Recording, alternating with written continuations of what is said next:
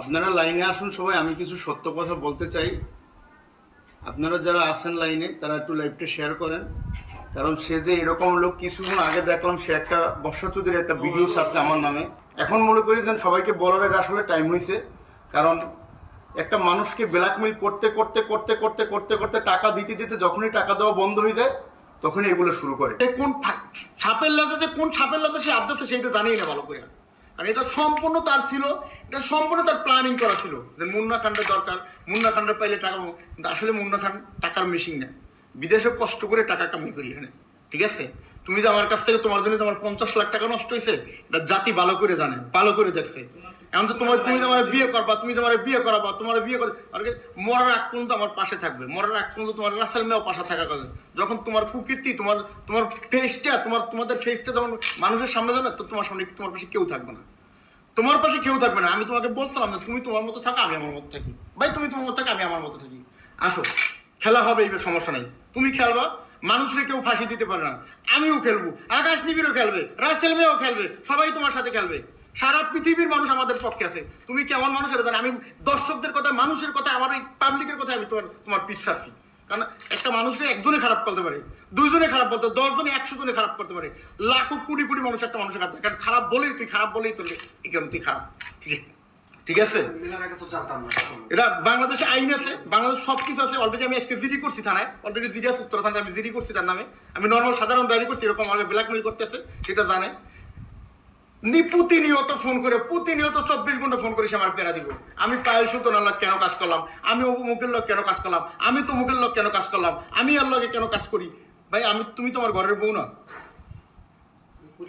আমি তো তোমার সাথে জবাবদিহি করতে না। রাজিনিয়া কে তুমি? তোমার সাথে জবাবদিহি করতে তুমি বন্ধু, তোমার বন্ধুর জায়গায় থাকো, তোমার পাশে তুমি জায়গায় থাকো। তা আসো, তুমিও ফাঁস করো, তুমিও কি কি করছো করতে, আর তুমি যা আমার লোক করছো সেটা আমি করি, সমস্যা একটা একটা করি।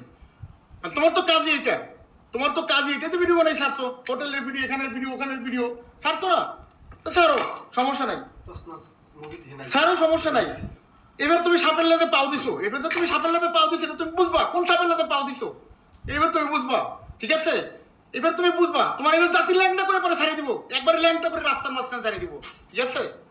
কালকে আমার 4-5 দিন ধরে আমার ইনবক্সে হোমানি মেসেজ দিতে আছে, দেখে আমার লাগে একদম আর পারতেছে না। আমি কোনোভাবে রাজি না, আমি তোমার সাথে সম্পর্ক রাখতে রাজি না। আমি তোমার সাথে তোমার সাথে হায়াল আছি, তুমি ভালো থাকো, আমি ভালো আছি। বলে আমি তো 3 মাসের প্রেগনেন্ট, আমি 3 মাসের প্রেগনেন্ট হয়ে গেছি, আমি তো 3 মাসের বাচ্চা আমার পেটে, তার নাম রাখবো জায়ান জারিফ। আমার কাছে আছে সব স্ক্রিনশট। এখন তার বাইরে পাঠাইবো, আইডিটা জলদি করে খাই ফেলা, খাইয়া আমার আইডিটা পারলে খাইয়ে দেখা, যদি তো কোনো বাপের ক্ষমতা থাকে আমি চ্যালেঞ্জ দিলাম তোকে, পারলে আমার আইডিটা খাইয়ে দেখা। কালকে তুই মামলা দিব, দাও মামলা ছেলেদের জন্য হয়েছে। আকাশ নিবিড়ে 50টা মামলা আছে, 10টা মামলা আছে, কি মরে গেছে গায়ে? রাসেল মেয়ে কাজ করতেছে না, মামলা আছে, করো, মামলা করো, যাও, কত মামলা আছে তুমি করো। আর আমরাও আস্তে আস্তে তোমার দিক দিয়ে, তুমি তোমার কুকীর্তি সব ফাঁস করুক, জনগণ পৃথিবীর মানুষ দেখুক, ঠিক আছে? করো, মামলা করতে থাকো, ঠিক আছে? আবার আমার বলতে, বাবু আমি কোনোদিন বাচ্চার মা হইতে পারবো না, আমার এই ক্ষমতা নাই যে আমার বাচ্চা যারা বয়স 13-14 বছর, সে বলে বেবি হয়ে গেছে, তার বেবি হয়েছে। বলেন একটা ফ্যামিলি, একজনের বউ, একজনের বাচ্চা কতদিন সহ্য করবে? একটু হইলেই গায়ের মধ্যে ঠাইসা পড়ে যায়, বুঝছেন? তো সে স্ক্রিনশট, ভিডিও সব বানাই রাখছে। সে তার বোন তমা আছে, তাকেও আমি লাইনে আনবো, সে কথা বলবে।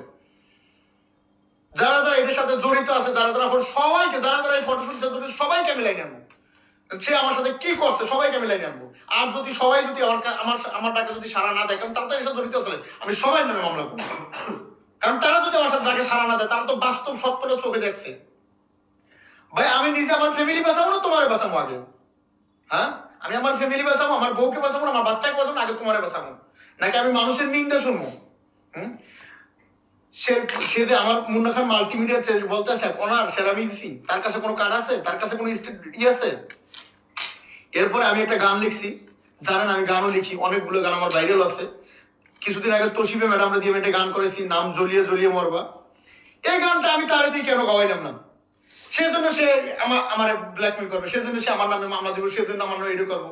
একটা গান করছে যে, আমার একটা লেখা একটা গান আগে করছে, ভিডিও যেটা আগে করছে, একটা গান করছে যে কত লোকে কত কথা বলে, সে টাকার বিনিময়ে গান করছে, টাকা নিয়ে গান করছে, টাকা শিল্পী গান গেলে স্টাম্প দিব না, স্টাম্প দিলে আমার বলে আমি কিছু জানি না কেমন সাইন দিছি, নোমান তোমার ম্যানেজার আমার কাছ থেকে এরকম আমার সাইন নিয়ে নিয়েছে। তোরে যে জাতির ল্যাংটা করে ছাইড়া দিব, তোরে যে জাতির ল্যাংটা করবে এবার 18 কোটি মানুষ তোর ল্যাংটা করে রাস্তা লাই করে ফিরিব।